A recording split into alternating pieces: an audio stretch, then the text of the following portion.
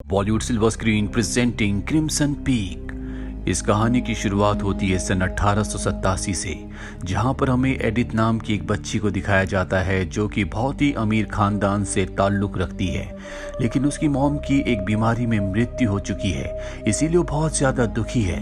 अब कुछ दिनों बाद जब वो अपने बिस्तर पर लेटी होती है, तभी वहाँ पर एक साया आता है जो उसकी मॉम का घोस्ट है। उसकी मॉम उसे कहती है कि क्रिम्सन पीक से बचकर रहना, और इसके बाद हमें वक्त दिखाया जाता है 14 साल बाद का, यानी कि ये साल होता है 1901 का, जहाँ पर एडिथ अब बड़ी हो चुकी है। वो एक उभरती हुई राइटर है और उसने अपने बचपन के उस एक्सपीरियंस से, जब उसने अपनी मॉम की आत्मा को देखा था जिसने कहा था कि क्रिम्सन पीक से बचकर रहना, उसके आधार पर एक कहानी, एक किताब लिखी होती है जिसे पब्लिश कराने के लिए वो एक पब्लिशर के पास जाती है, लेकिन पब्लिशर मना कर देता है। वो कहता है कि मुझे भूत प्रेतों की नहीं बल्कि रोमांटिक कहानियां चाहिए।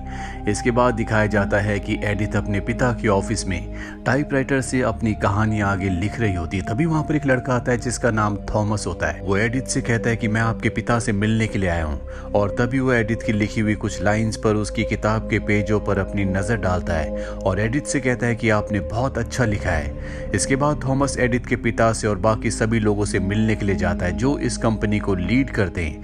वो उन सब से कहता है कि मैं एक प्रोजेक्ट पर काम कर रहा हूँ जिसके लिए मुझे फंडिंग की, यानी कि पैसों की जरूरत है। वो उन सबको अपना मॉडल दिखाता है जिससे जमीन के अंदर ड्रिलिंग की जा सकती है, लेकिन एडिथ के पिता इससे बिल्कुल भी इंप्रेस नहीं होते। वो कहते हैं कि तुमने पहले भी इस मॉडल को कई जगह दिखाया है जो हर जगह रिजेक्ट हो गया है, और हम भी इसमें कोई पैसा नहीं लगाएंगे। वहीं रात को एडिथ के पिता एक पार्टी के लिए तैयार हो रहे होते हैं। एडिथ अपने पिता से कहती है कि आपको थॉमस के साथ ऐसा नहीं करना चाहिए था, मुझे लगता है कि वो एक काबिल इंसान है, लेकिन उसके पिता थॉमस में कोई भी इंटरेस्ट नहीं लेते और वहां से चले जाते हैं। अब एडिथ जब अपने घर पर अकेली होती है तभी बाहर से कोई उसका दरवाजा खोलता है, और जब दरवाजा खुलता है तो उसे एक बार फिर से अपनी मॉम की आत्मा दिखती है। एडिथ जल्दी से दरवाजा बंद कर देती है, लेकिन उसकी मॉम दरवाजे के आर पार आकर एक बार फिर से उसे वही बात कहती है जो बचपन में कही थी, क्रिम्सन पीक से बचकर रहना। एडिथ बहुत ज्यादा डर जाती है, और तभी उसके घर पर काम करने वाली लड़की आकर उसे बताती है कि कोई थॉमस नाम का लड़का आपसे मिलने के लिए आया है।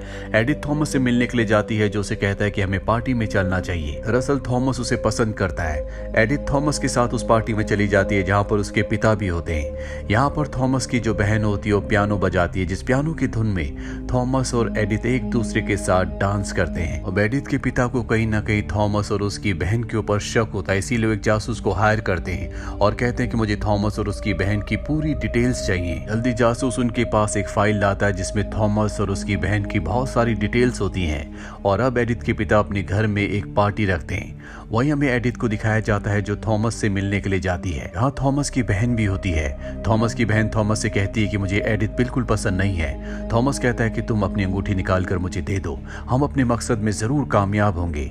थॉमस की बहन कहती है कि ये अंगूठी मुझे वापस चाहिए, और अब थॉमस उस पार्टी में जाता है जो एडिथ के पिता ने रखी होती है। वहां पर वो अपने प्यार का इजहार उसे शादी के लिए कहने वाला होता है। तभी वहां पर एडिथ के पिता आते हैं जो थॉमस और उसकी बहन को अपने कमरे में बुलाते हैं और बताते हैं कि मुझे तुम्हारी सारी डिटेल्स मिल चुकी है, मैं जानता हूं कि तुम अच्छे इंसान नहीं हो, यहाँ पर तुम पैसों के लिए हो। वो उसे एक चेक देते हैं और कहते हैं कि सुबह यहाँ से निकल जाना, लेकिन जाने से पहले तुम्हें मेरी बेटी का दिल तोड़ कर जाना होगा, क्योंकि उन्हें पता है कि उनकी बेटी एडिथ भी उसे बहुत पसंद करती है। अब जब ये सब के सब डिनर टेबल पर होते हैं तभी थॉमस ऐलान करता है कि कल मैं हमेशा के लिए यहाँ से जा रहा हूँ। एडिथ को सुनकर बहुत बुरा लगता है, वहां से चली जाती है। थॉमस उसके पीछे जाता और कहता है कि वैसे भी तुम्हारे साथ रहकर मेरा दिल टूटेगा, तुम्हें प्यार के बारे में कुछ नहीं पता, तुम हमेशा आत्माओं की कहानियां लिखती हो, वही लिखो, प्यार मोहब्बत तुम्हारे बस का रोग नहीं है। यह सुनकर एडिथ को गुस्सा आता है, वो थॉमस को एक थप्पड़ मार देती है, जिसके बाद थॉमस वहां से चला जाता है। अगली सुबह एडिथ के पिता को दिखाया जाता है जो वॉशरूम में होते हैं। तभी पीछे से कोई आता और उन्हें मार देता है, जिसके बारे में एडिथ को कुछ नहीं पता होता। एडिथ को थॉमस का लेटर मिलता है जिसमें उसने लिखा होता है कि रात को जो कुछ मैंने कहा वो तुम्हारे पिता के कहने पर कहा था, क्योंकि मैं गरीब हूँ और वो नहीं चाहते कि हम दोनों एक दूसरे के साथ रहे, जबकि सच ये है कि मैं तुमसे बहुत प्यार करता हूँ। ये सुनने के बाद एडिथ उस होटल में जाती है जहाँ पर थॉमस रुका होता है। उसे पता चलता है कि थॉमस यहाँ से जा चुका है, जिससे वो बहुत उदास हो जाती है, पर अगले पल उसके सामने थॉमस होता है जो उसे बताता है कि यहाँ से मैं नहीं बल्कि मेरी बहन जा चुकी है, मैं तुमसे बहुत प्यार करता हूँ। अब यहाँ पर एडिथ के पिता का वकील आता है जो एडिथ को बताता है कि तुम्हारे पिता की हादसे में मृत्यु हो गई। इस बात से एडिथ का दिल टूट जाता है, क्योंकि उसका इस दुनिया में उसके पिता के अलावा कोई भी नहीं था और अब थॉमस उसको वही अंगूठी पहनाता है जो उसने अपनी बहन से ली थी। ये दोनों शादी कर लेते हैं। शादी के बाद थॉमस एडिथ को इंग्लैंड ले आता है जहाँ से वो है। यहाँ पर वो एक बहुत पुराने महल में रहता है। यहाँ पर काम करने वाला आदमी एडिथ को देखकर कहता है कि मुझे पता है कि आप थॉमस की वाइफ हैं, आपकी शादी को बहुत वक्त हो चुका है। ये सुनकर एडिथ को बहुत अजीब लगता है और वो थॉमस से इस बारे में कुछ नहीं पूछती। और अब जब ये अंदर जाते हैं तो ये पूरा एक खंडर नुमा महल होता है। यहाँ पर एडिथ को एहसास होता है कि कोई ना कोई है। भी वो देखती है कि लिफ्ट अपने आप ही ऊपर चली गई, जिसके बारे में वो थॉमस से कहती है।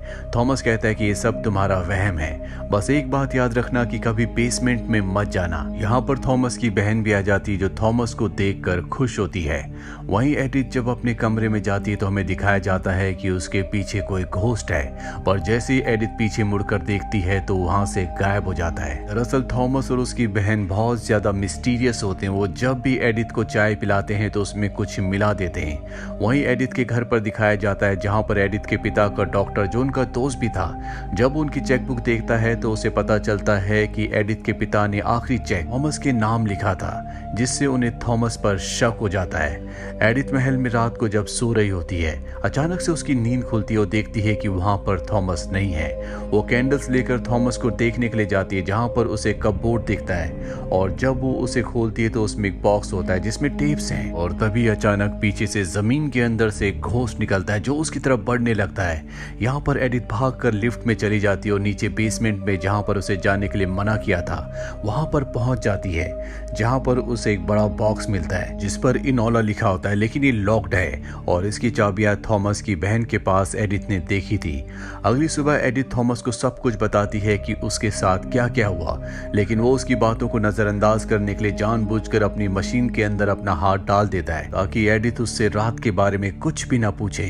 अब जब उसके हाथ में बैंडेज कर रही होती है तभी थॉमस उसे बताता है कि मेरी मशीन जमीन के नीचे से जो रेत मिट्टी निकालती है वो लाल रंग की होती है, जिसे यहाँ पर क्रिम्सन पीक कहा जाता है। क्रिम्सन पीक सुनने के बाद एडिथ पूरी तरह से हैरान हो जाती है क्योंकि उसकी मॉम की आत्मा ने उसे 2 बार पहले भी कहा था कि क्रिम्सन पीक से बचकर रहना। वो समझ जाती है कि यहाँ पर कुछ ना कुछ गड़बड़ है। वहीं एडिथ के पिता के लॉयर को दिखाया जाता है जो एडिथ के पिता के डॉक्टर, जो कि एडिथ के पिता का दोस्त भी था, उन्हें बताता है कि एडिथ ने मुझे अपनी सारी की सारी दौलत थॉमस के घर यानी कि इंग्लैंड भेजने के लिए कहा है। ये सुनकर डॉक्टर उसे कहता है कि अभी ऐसा कुछ मत करना, मुझे थॉमस के ऊपर शक है। लॉयर डॉक्टर से कहता है कि अगर तुम्हें उस पर शक है तो तुम्हें उस जासूस से मिलना चाहिए जिसे एडिथ के पिता ने थॉमस के खिलाफ हायर किया था। वही हमें एडिथ को दिखाया जाता है रात को जब वो सो रही होती है तभी उसे एक आत्मा का सपना आता है जिससे वो जाग जाती है। वो देखती है कि थॉमस आज भी उसके पास नहीं सोया होता। एडिथ को यहाँ पर एहसास होता है कि कमरे में कोई न कोई सुपर नेचुरल पावर है और वो उससे कहती है कि अगर तुम सच में यहाँ पर हो तो मेरा हाथ पकड़कर मुझे एहसास दिलाओ। वो आत्मा उसका हाथ खींचकर उसे नीचे गिरा देती है, जिसके बाद उसे वॉशरूम से आवाज आती है और जब वहां पर जाती है तो बाथ टब में एक आत्मा होती है जो उससे कहती है कि तुम यहाँ से चली जाओ, नहीं तो तुम्हारा खून भी उसके हाथों से होगा। अभी वहां पर थॉमस आ जाता है। एडिथ भागकर थॉमस के पास जाती है और उसे सब कुछ बताती है। वहां पर थॉमस की बहन भी आ जाती है जो उसे समझाती है कि ऐसी कोई बात नहीं है, ये तुम्हारा एक ख्याल हो सकता है, यहाँ पर कोई आत्मा नहीं है। इसके बाद वो थॉमस के साथ यहाँ से निकल जाती है। थॉमस की बहन थॉमस से कहती है कि ये किस आत्मा की बात कर रही है, शायद ये मॉम के बारे में बात कर रही है, लेकिन मॉम के बारे में इसे कैसे पता चला? मैं जल्द से जल्द इसके जायदाद के कागजों पर इसके साइन लेने होंगे। अगले दिन थॉमस एडिथ को लेकर पोस्ट ऑफिस में जाता है जहां पर उसके लिए 2 लेटर्स आए होते हैं, पर तभी यहाँ पर तूफान शुरू हो जाता है जिस वजह से थॉमस को और एडिथ को यहीं पर रात गुजारनी पड़ती है। ये दोनों पहली बार एक दूसरे के इतने करीब आए होते हैं। अब जब सुबह घर वापस आते हैं तो थॉमस की बहन एडिथ से पूछती है कि तुम्हारी रात कैसी रही। वो बताती है कि पहली बार हम एक दूसरे के करीब आए। ये सुनकर उसे गुस्सा आ जाता है, पर अगले पल वो अपने गुस्से को कंट्रोल कर कहती है कि मुझे तुम दोनों की चिंता थी, इसीलिए मैं अपना आपा खो बैठी थी। यहाँ थॉमस की बहन एडिथ के उन लेटर्स को भी देखती है जो पोस्ट ऑफिस से वो लाई होती है। एडिथ कहती कि मेरे पेट में दर्द है। थॉमस की बहन कहती कि मैं तुम्हारे लिए चाय बनाती हूँ। उसने अपनी चाबियां वहीं टेबल पर रखी होती है जिसमें अब एडिथ उस चाबी को निकाल लेती है जिस पर इनोला लिखा होता है, जिसका बॉक्स उसने नीचे बेसमेंट में देखा था।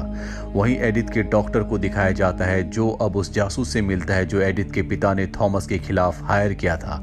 वो डॉक्टर को फाइल देता है और बताता है कि थॉमस अच्छा इंसान नहीं है, वो पहले से शादीशुदा है और ये बात एडिथ के पिता जानते थे, इसीलिए वो नहीं चाहते थे कि थॉमस और एडिथ के बीच में कोई भी रिश्ता बने। वहीं एडिथ उन दोनों लेटर्स में से पहले लेटर को खोलती है जो कि उसके लॉयर का होता है, जिसमें एक पेपर होता है जिस पर साइन करने के बाद उसकी सारी की सारी जायदाद को इंग्लैंड भेज दिया जाएगा। पर इससे पहले कि वो साइन करती, वो दूसरे लेटर को भी खोलती है जो इनोला के नाम होता है और अब उसके पास इनोला वाले बॉक्स की चाबी हो। नीचे बेसमेंट पे जाती है और उस बॉक्स को खोलती है जहां से 3 एनवलप निकलते हैं, जिन तीनों पर अलग अलग लड़कियों के और अलग अलग देशों के नाम लिखे होते हैं और ये देश वही देश होते हैं जिन देशों से पहले भी थॉमस ने वहां के बिजनेसमैन से पैसे मांगने के लिए डिमांड की थी। यहाँ पर एक छोटा सा कुआं भी होता है जिसके अंदर लाल रंग का लिक्विड होता है। इसके अंदर एडिथ एक स्टिक डालती है लेकिन उसे कुछ पता नहीं चलता और इसके बाद वो तीनों एनवलप्स को लेकर ऊपर आ जाती है। वहीं थॉमस की बहन को पता चल जाता है कि उसके पास जो चाबियां हैं उसमें से इनोला वाली चाबी गायब है। समझ जाती है कि ये एडिथ का काम है। वो एडिथ की तरफ जाती है। एडिथ को पता चल जाता है कि थॉमस की बहन उसकी तरफ आ रही है, इसीलिए वो बीमारी का बहाना बनाकर चेयर पर बैठ जाती है और कहती है कि मुझे पानी चाहिए। थॉमस की बहन जानबूझकर चाबियों के गुच्छे को वहीं पर छोड़कर पानी लेने के लिए चली जाती है और मौके का फायदा उठाकर एडिथ उस चाबी को जिस पर इनोला लिखा होता है वापस चाबियों के गुच्छे में लगा देती है। थॉमस की बहन देखती है कि चाबी वापस आ चुकी है और अब उसे यकीन हो चुका है कि चाबी और किसी ने नहीं बल्कि एडिथ ने ली थी। वो बहुत कुछ जान चुकी है। रात को एडिथ उस टेप को सुनती है जो उसे पहले मिला था। साथ ही वो यहाँ पर तीनों एनवलप्स को खोलती है जिससे उसे पता चलता है कि थॉमस ने पहले भी 3 लड़कियों से शादी की थी जिसमें से एक का नाम इनोला था। पर सबसे हैरानी की बात ये थी कि उन तीनों की मृत्यु एक ही तरह हुई थी। दरअसल थॉमस और उसकी बहन चाय में हर किसी को स्लो पॉइजन मिलाकर देते हैं जिससे धीरे धीरे इंसान की मौत हो जाती है, जो मौत बिल्कुल नेचुरल लगती है। और अब एडिथ के मुंह से भी खून आना शुरू हो जाता है जिससे वो डर जाती है। वो यहाँ से भागना चाहती है पर जब वो दरवाजा खोलती है तो बाहर बर्फीला तूफान चल रहा होता है, इसीलिए चाहकर भी वो बाहर नहीं जा पाती। अगले पल वो वहां पर बेहोश हो जाती है। जब उसे होश आता है तो उसके सामने थॉमस की बहन होती है जिसके हाथ में खाने की ट्रे और चाय होती है। वो उसे चाय पीने के लिए कहती है। एडिथ चाय पीने से मना कर देती है लेकिन वो एडिथ को जबरदस्ती खाना खिलाती है। इसके बाद थॉमस भी वहां पर आ जाता है जो एडिथ को कहता है कि तुम अब चाय मत पीना। ये कहने के बाद वो अपनी बहन के पास जाता है और उसे कहता है कि तुम्हें ऐसा नहीं करना चाहिए, अगर तुमने ऐसा किया तो वो मर जाएगी। थॉमस की बहन कहती है कि उसका मरना जरूरी है, भले ही तुम उसे चाय पीने के लिए मना कर दो, लेकिन इस बार मैंने खाने में उसे जहर दिया था, अगर वो जिंदा बच गई तो हम दोनों को फांसी की सजा हो जाएगी। और थॉमस नहीं चाहता कि एडिथ मारी जाए क्योंकि सच में वो उससे प्यार करने लगा है।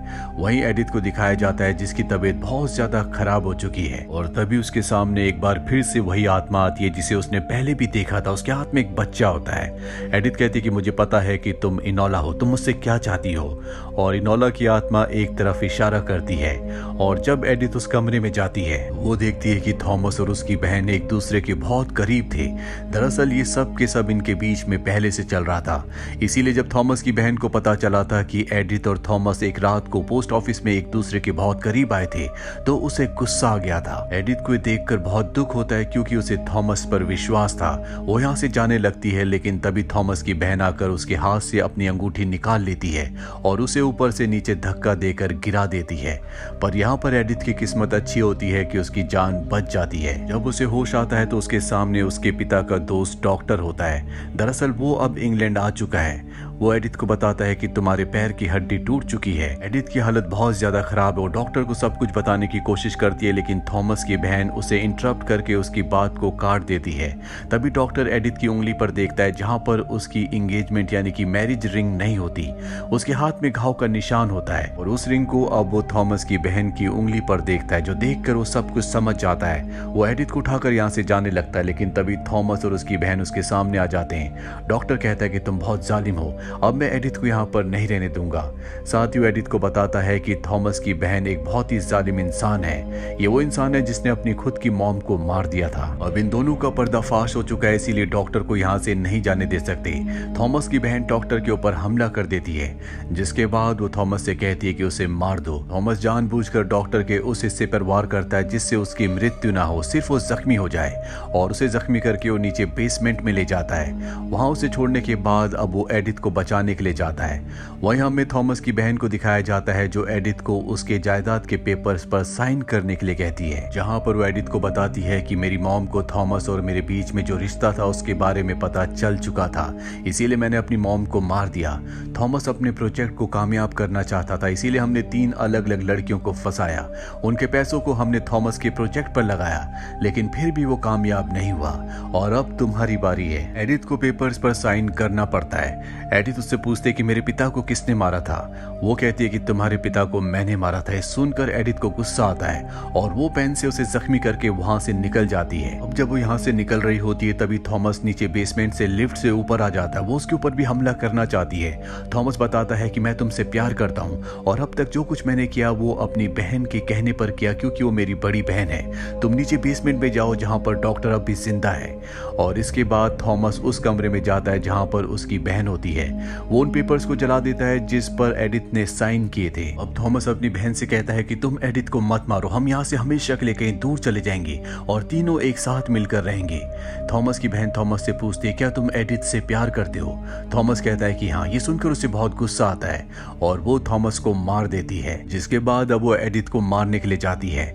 एडिथ के बीच में और थॉमस की बहन के बीच में हाथापाई होती है। ये दोनों लड़ते लड़ते बाहर आ जाते हैं। तभी वहां पर थॉमस की आत्मा आ जाती है, जिसे देखकर थॉमस की बहन बहुत ज्यादा इमोशनल हो जाती है। और जब उसका ध्यान पूरी तरह से थॉमस की आत्मा की तरफ होता है तभी एडिथ को मौका मिल जाता है और पीछे से वो उसके ऊपर हमला करके उसे मार देती है और इस तरह से थॉमस की बहन का भी खात्मा हो जाता है। अब एडिथ यहाँ पर डॉक्टर के साथ बर्फीले तूफान में निकल जाती है। इन दोनों को कुछ विलेजर्स बचाते हैं। वहीं हमें थॉमस की बहन की आत्मा को दिखाया जाता है जो उसी खंडर नुमा महल में फंस जाती है। कहानी के अंत में दिखाया जाता है कि एडिथ ने अपनी नई किताब लिखी है जो उन्हीं घटनाओं के आधार पर है जो घटनाएं उसके साथ इंग्लैंड में हुई थी, और इस किताब का नाम होता है क्रिम्सन पीक। इसी के साथ ये फिल्म, ये कहानी यहीं पर खत्म हो जाती है। उम्मीद करते हैं कि ये कहानी आपको पसंद आई होगी।